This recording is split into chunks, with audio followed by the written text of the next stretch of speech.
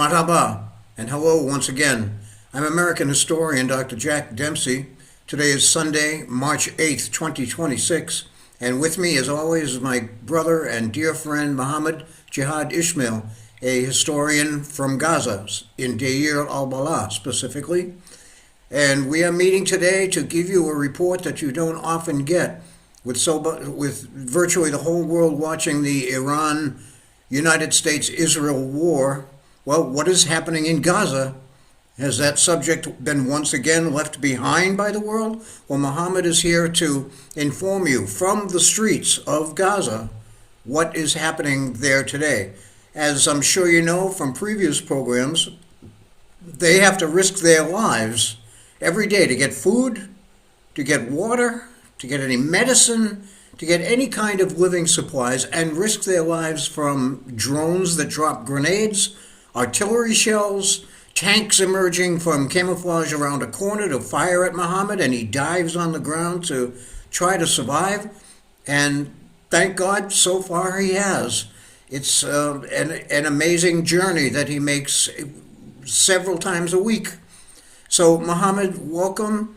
I hope that the world is ready and eager to hear about Gaza's realities today, while the rest of the world again focuses on Iran and Israel. It's a terrible thing going on, and we will get to that. But first, I'm sure people want to know what is happening with you and with the people of Gaza right now. Hello, brother. I am happy to be talking with you today. All the eyes are looking to the war in the Middle East, and no one is looking specifically at Gaza. Maybe some people are believing that the Gaza war is over, but we have to tell the people that war is continuous right now. The Israeli attacks are not stopping. Every day we have airstrikes, we have artillery shelling, we have assassinations. The Israeli attacks doesn't stop, and every day so many civilians are paying the price. So first of all, war is continuous. Also, we have the closure. Starting from the first day of the war, we have a strict closure. All the crossings between Gaza and Israel, and even between Gaza and Egypt, all the crossings are closed. Yes. No goods can come to Gaza. Also, passengers are not allowed to leave Gaza or to come back to Gaza. It is a very bad situation, and you can imagine how much the effect of this closure will be catastrophic at the people. We have a big rise in the prices of the goods, because as I mentioned, since the beginning of the war, we have no goods coming to Gaza. So war is continuous. Israeli attacks are not stopping. Also, we have very strict and very rigid closure imposed by the Israelis. Yes, so this is the so-called ceasefire. Everything you've just described is happening in the context of a ceasefire, which Israel has not honored for one single day. They are killing dozens of people every day, sometimes more people than that, all at once. The Rafah Gate was open just a little bit for a recent period of time so that people with extreme medical conditions could go through and try to get to the larger world through Egypt and get the help they need. Now even that has stopped. So, brother, what are you feeling about the situation in Gaza, and what do people on the street say to you? What are people saying there in Gaza right now?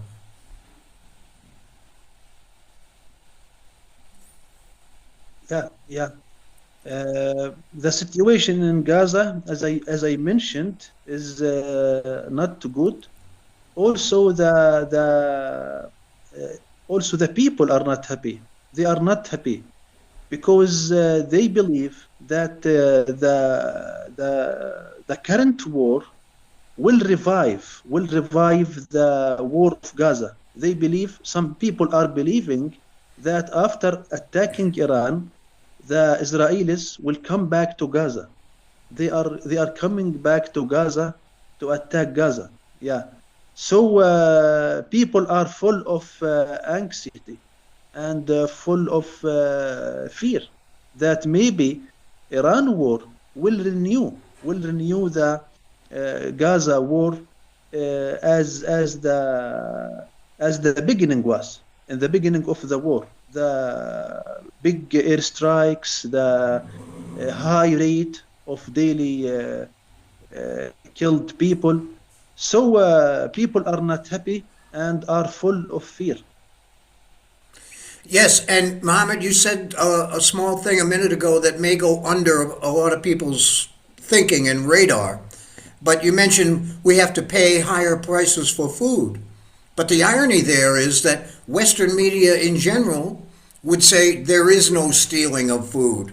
Israel is letting the food in. Maybe they report on Israel's failure to do so, or to let in only as little as they can possibly get away with. But then when it arrives, it is stolen by Hamas gunmen, by gangsters who are operating independently, and by groups of families that like to control that flow of supplies. All of these arrive free from international agencies and countries, and yet you have to pay for them, and thereby put money into the hands of the people who are causing the horrible problems. So please don't believe Western media who tell you that this is not happening, that the supplies are not being stolen and sold at a profit to the starving people of Gaza. In fact, they are, as you just heard it from Muhammad, in Gaza, which is one of the aspects of media coverage that you don't get. Why? How could they excuse that? How could they not have Palestinian people directly speaking on their reality? No, it's always from some privileged, private little studio hundreds and thousands of miles away from Gaza. They go by what they hear other media saying and pick it up as fact. But Muhammad, you are here to pull back the curtains and to help us see what's really happening there. You hear gunfire night and day in the streets. We almost have to say it couldn't be worse, but then there's the title of your book. If you think it can't be worse, wait till tomorrow. Tomorrow will answer that idea. And it just does keep getting worse. So Muhammad, what else? Tell us more about what is happening with the people of Gaza right now while the whole world is looking someplace else. Yeah, we have to mention something important. Yes. Regarding people of Gaza, we have to talk about the public opinion, about the perspective of the people.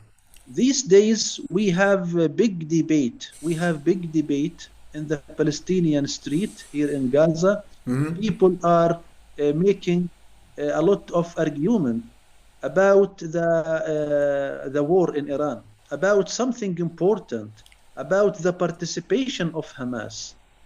People are talking about the point of Hamas participation, if Hamas should participate or not, if Hamas should join the war or not.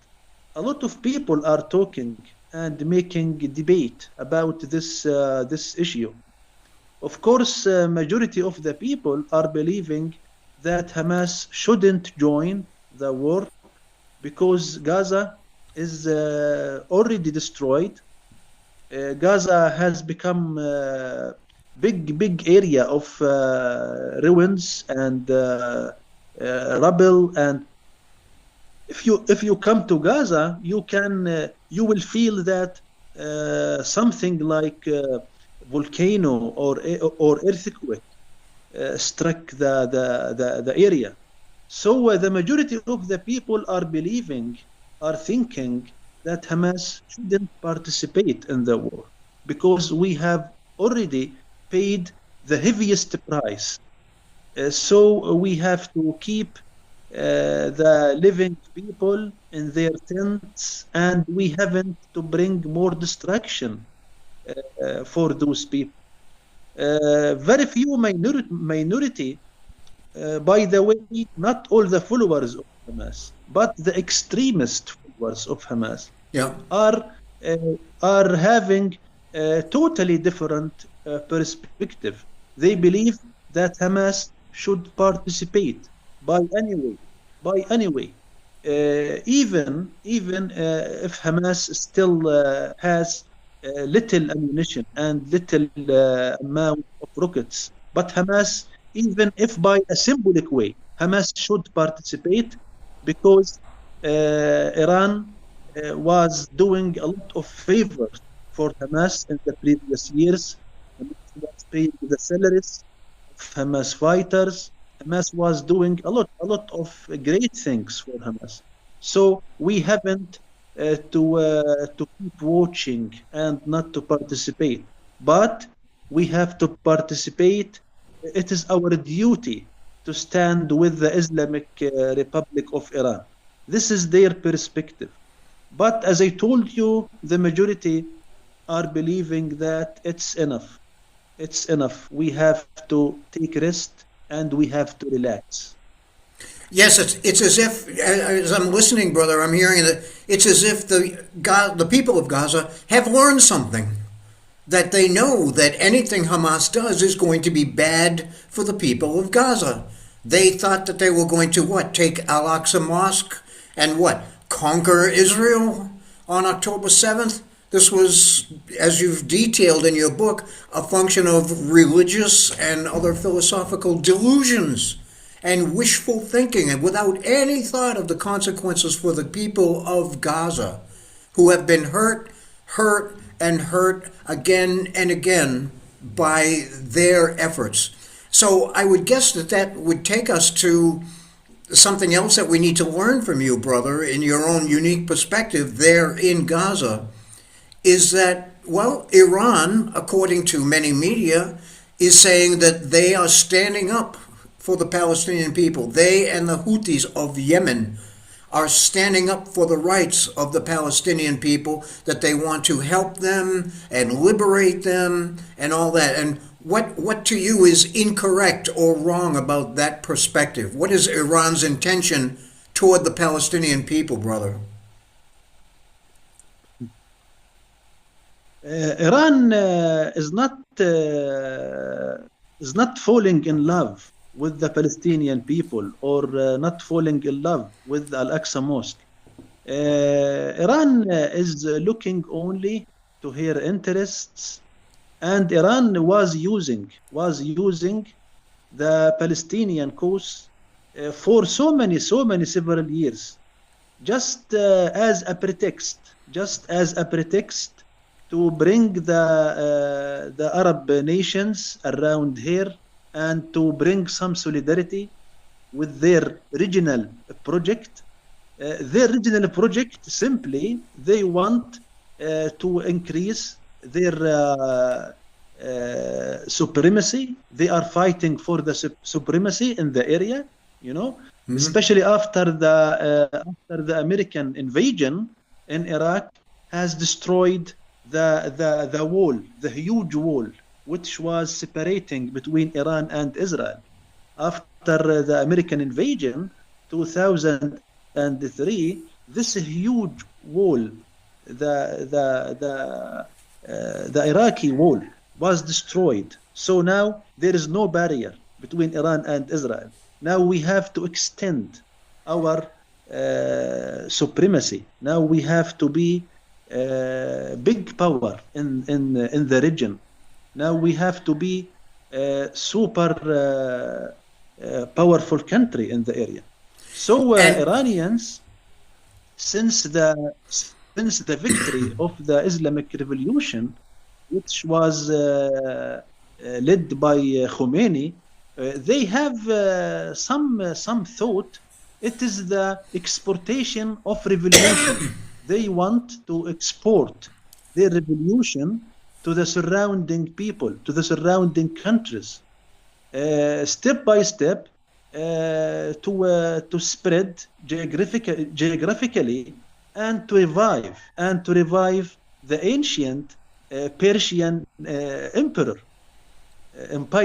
They want to revive the ancient Persian empire. Yeah.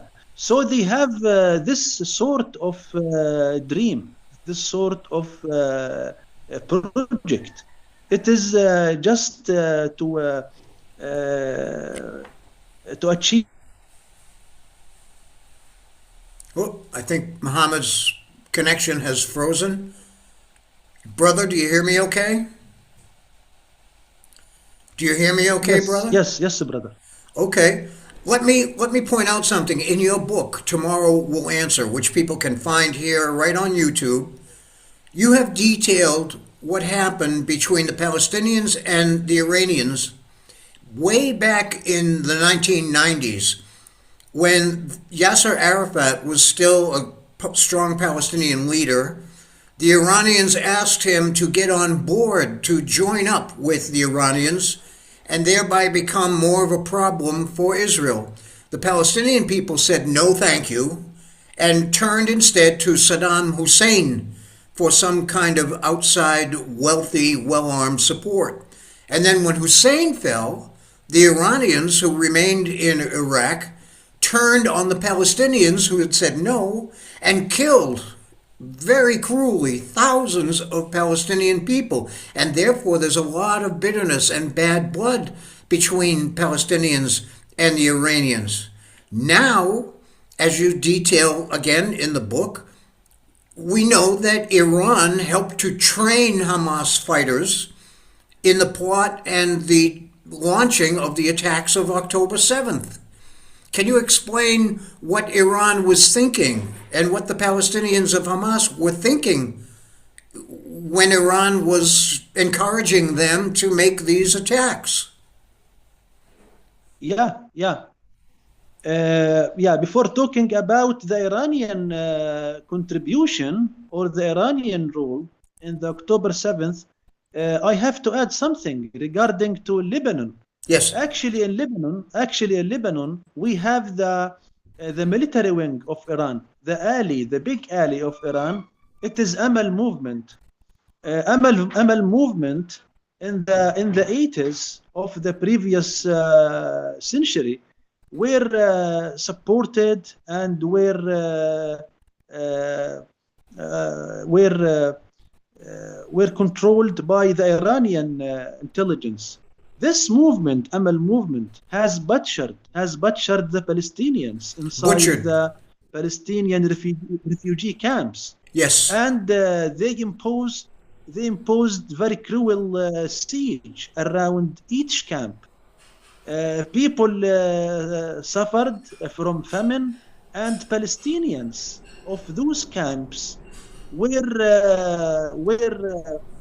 eating the flesh of cats and dogs and mice. Yeah. So we have not to forget what Iran has did for the Palestinians historically, you know. And Muhammad, talking.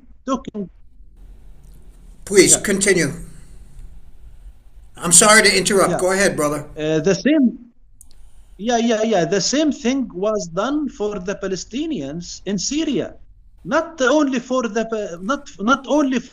Palestinians of Syria, but even for the Syrian people.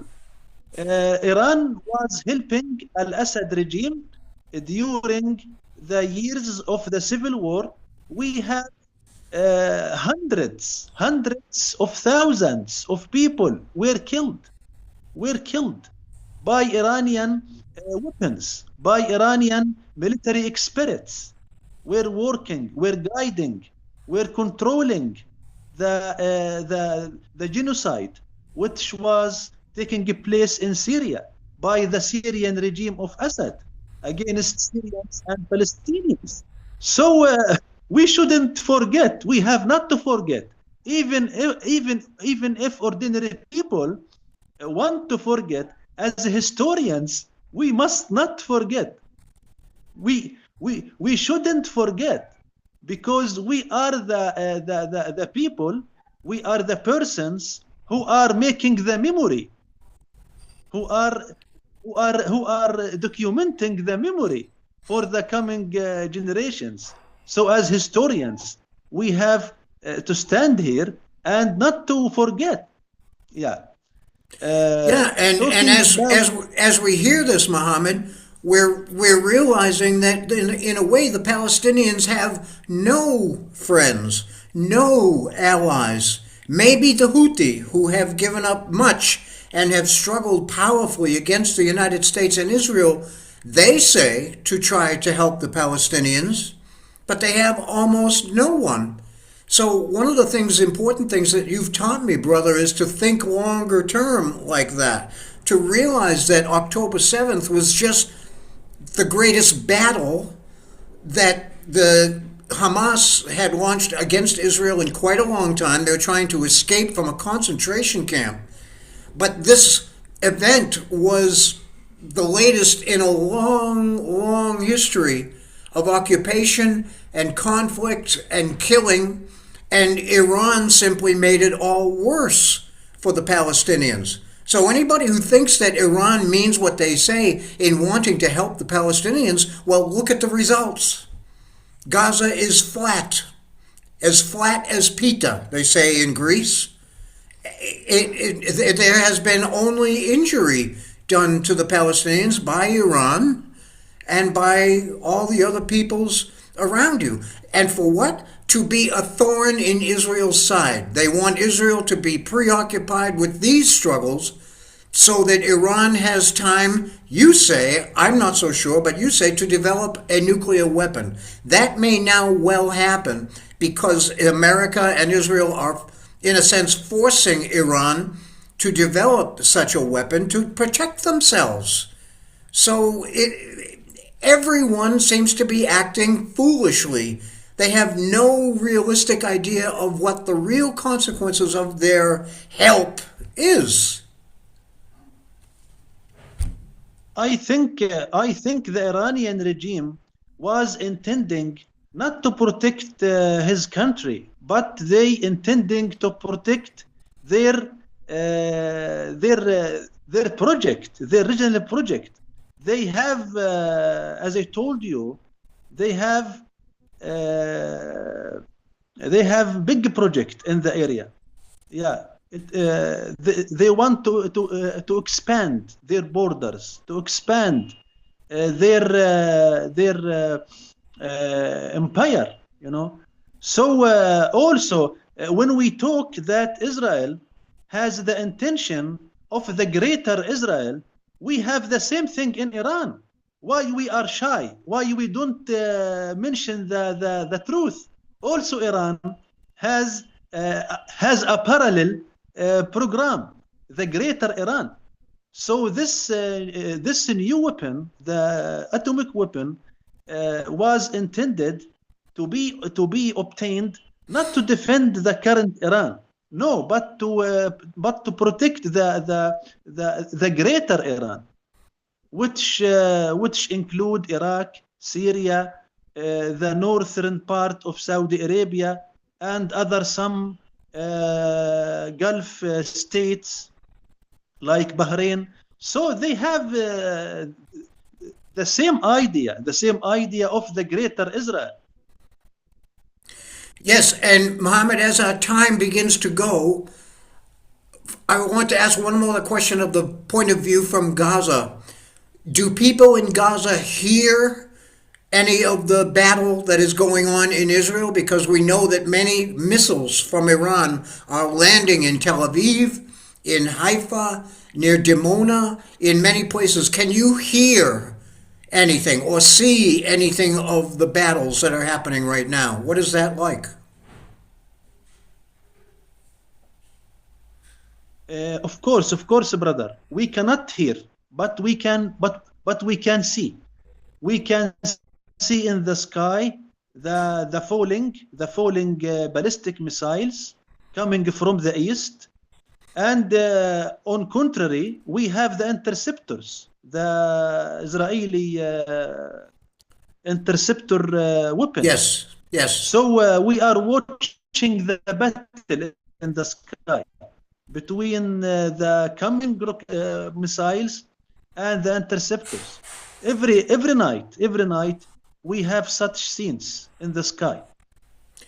And I'm hoping, Muhammad, as we close, that, well, after the 1973 war, when Israel was not able to defeat or conquer or get rid of the Arab forces, they turned in anger and rage at their frustration on the Palestinians. So I just want you to know how much I and the whole world, I think, hope that the same thing doesn't happen when Israel meets its match. I do not think that either one can defeat the other, but Israel may turn even more harshly on the Palestinian people as a comfort to themselves for not being able to accomplish their goals. Is this something people in Gaza worry about too? Of course, brother. Yeah, a lot of people, including me, are believing so. We believe that history will repeat itself and we will witness the same thing, just like the aftermath of 1973 war. Israelis will come back to Gaza and maybe also West Bank, and they will make a very cruel punishment for the Palestinians. Yes. Well, brother, thank you so much for this report today. Our time has just about gone, so we want to bless you and all the family. We hope you will stay safe, and we will be talking again very soon. Okay. Thank you, brother. I am so happy to be talking with you today. The same here. We'll see you next time very soon, brother. Take good care of yourself. Okay. We love you. Bye-bye. We love you too. Bye bye.